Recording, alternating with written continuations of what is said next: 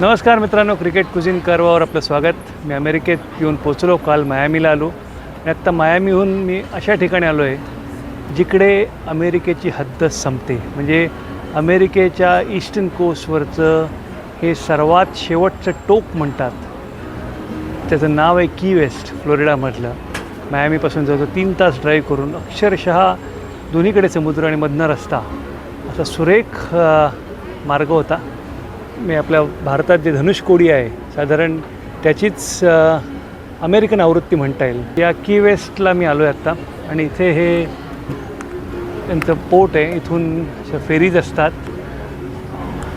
की वेस्ट हे इतक्या जवळ आहे क्युबाच्या की इथून फक्त 90 मैल म्हणजे जवळजवळ 150 किलोमीटर म्हणजे आपल्या मुंबई पुण्या अंतरावर क्युबा आहे. सो आम्ही फ्लोरिडा की वेस्टला आहोत आणि इथे सगळी दुकानं आणि मस्त असा वॉकिंग एरिया आहे. इकडे कॅफेज आहेत,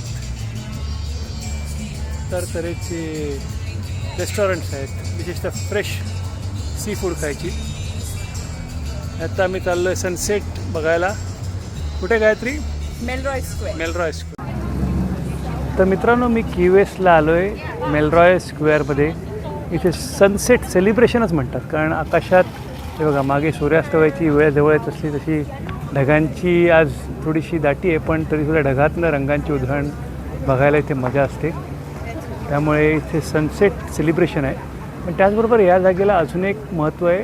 हा इथला 0 माईल पॉईंट आहे. म्हणजे मला वाटतं भारतात नागपूर आहे ना, मला वाटतं जिथून आपले डिस्टन्स मोजायची सुरुवात होते, तसं हा अमेरिकेतला 0 माईल.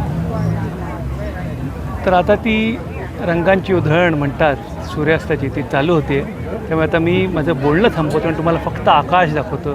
किती छान दिसतं ते बघा.